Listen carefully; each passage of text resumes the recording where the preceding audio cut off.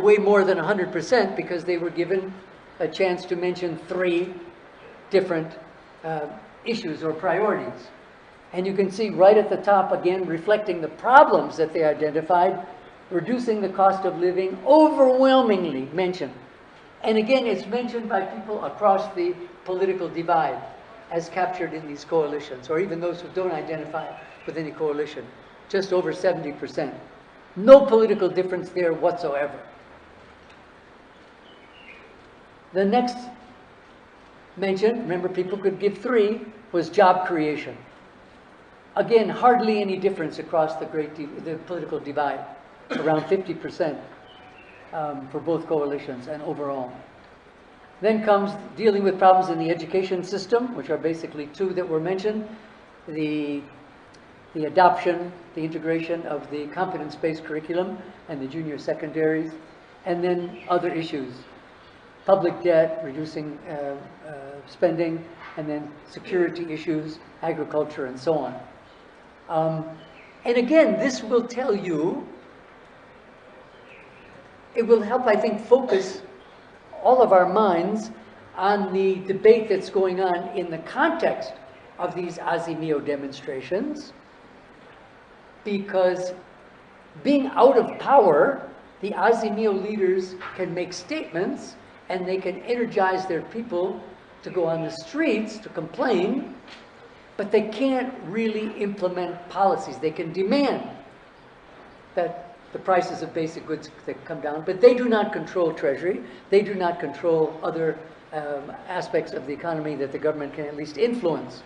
So it's a battle in a way between words and deeds.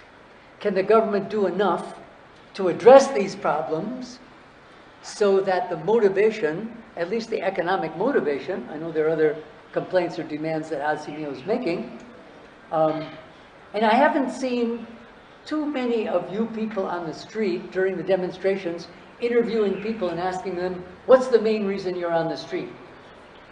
I've seen a little bit, these live interviews, but it would be good to find out, to what extent is it political, to what extent is it economic? But of course, the only way scientifically you can find out is by doing a survey. Hey, latecomers.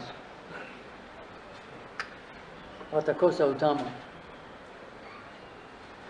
Any question about this? No? But again, the main point here is, across the political division, as captured in support for the coalitions, there is really no difference in what people would like the government to do.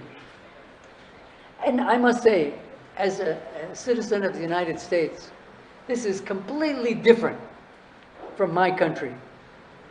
Republicans, the main thing they would want the government to do is to lower taxes so people who are wealthier can keep more of their money and not have it go to the government.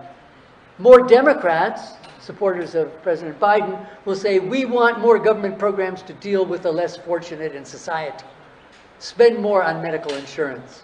Spend more on retirement insurance. After the shootings in the school in Tennessee yesterday, many more Democrats would say, our priority is to restrict the sale of high-powered weapons. And most Republicans, not all, most Republicans believe people should be able to own whatever weapons they want. So we have very, very clear divisions in certain political systems on what they want government to do.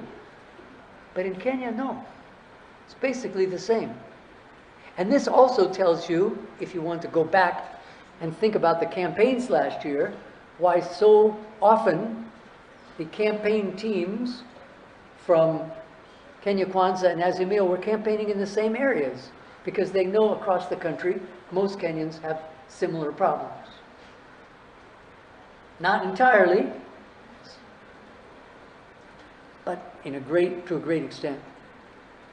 Okay, finally, we asked people to identify who they thought so far was the best performing cabinet secretary.